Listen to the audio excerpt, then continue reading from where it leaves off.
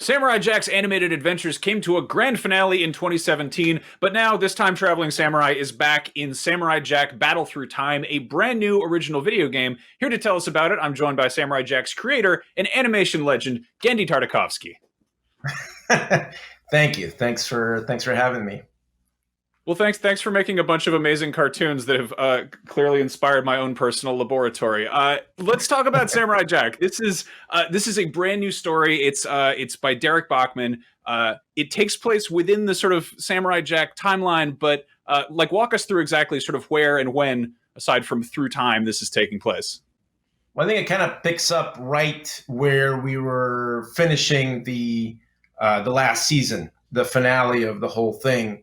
And it starts, we created a new mythology where it kind of starts as an alternate timeline, and Aku sends Jack through that timeline, and now, of course, Jack has to fight his way back and defeat Aku. But this time, the adventures are kind of similar, fresher, because for the first time, you actually get to control Jack and really fight all those amazing villains and henchmen and have the friends along the way that we've experienced through watching the show.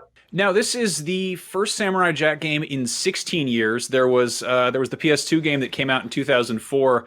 Can you sort of talk about sort of the difference in perception of not just Samurai Jack, but kind of video games in general? It feels like it's you're under the Adult Swim mantle this time around. Which, does that give you any more sort of leeway? Yeah, for sure. I mean, 16 years ago, it was video games were, especially for licensed characters, for a kids' TV show, so to speak. You kind of get the B class treatment, right? You just kind of go into whatever engine they have. They do some new graphics, but generally it's not great. And they were doing it while I was in production on the show, so it's hard for me to be super involved.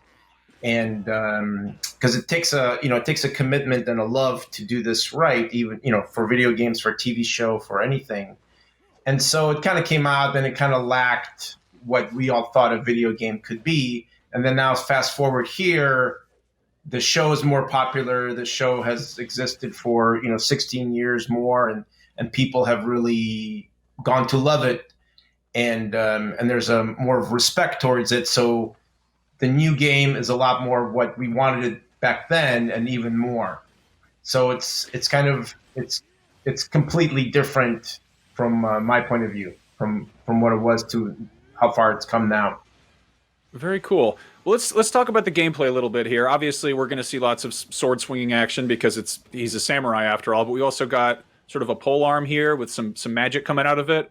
We got a shot of him in the trailer with some heavy firepower. Can you tell us about the combat a little bit? Yeah, I mean, I think it's inspired by of course the normal samurai stuff, the classic, but just like in the show, Jack's able to use a lot of what's around him to be inventive, and I think there's some stuff where he actually uses one of the Ku drone's arms, and he slashes with it.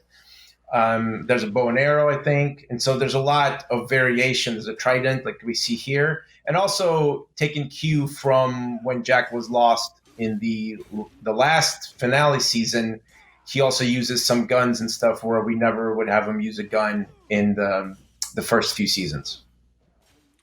But a lot of the locales are totally inspired by what we did in the show. And so it's kind of great because if you're a fan of the show, you'll recognize the environments instantly, and you can kind of look forward to some of the villains from that environment. At the same time, we've also swapped some other villains to come in all the different various environments. Nice. And you've got some familiar returning characters as well, I hear. Yes, of course. I mean, you could never do it without the Scotsman, and here, of course, is Demongo, who's one of the fan favorites, has been.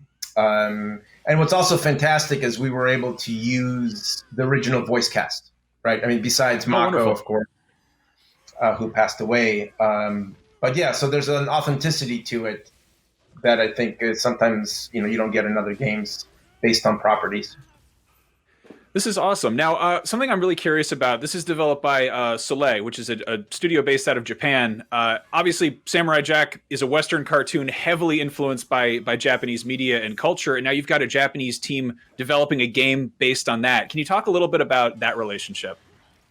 It's been really good. I mean, I think for whenever you do these things, it's always great if there's a fondness and appreciation from the team that's actually going to be doing all the work.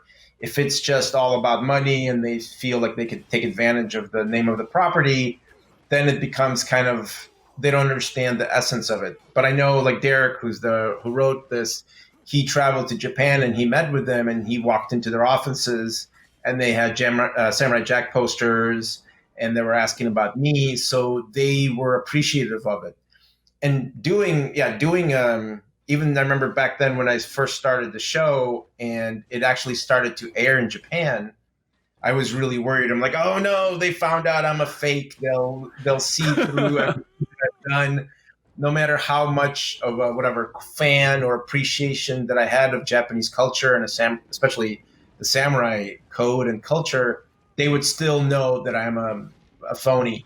But so I remember I was at the studio once, and we had some visitors from Japan, some of these cable operators. You know, they were just businessmen, and this is years ago. And they came into my office, and I was introduced to them. And Samurai Jack just started airing on their cable network, and they were like, "You got it right. You did a really good job. We love the show, and it feels sincere." And that was the biggest compliment I could ever get. That it was. It worked in Japan. So cool. It didn't. I didn't embarrass their culture or appropriate it or whatever. You know, all that kind of stuff. I love that. So now, obviously, like Samurai Jack has been around for almost 20 years, and people who maybe were watching Samurai Jack as kids they're now adults and they're out making video games and stuff. Have you sort of had any encounters with people working on the game who fanboy out and get completely overwhelmed by it, or is it?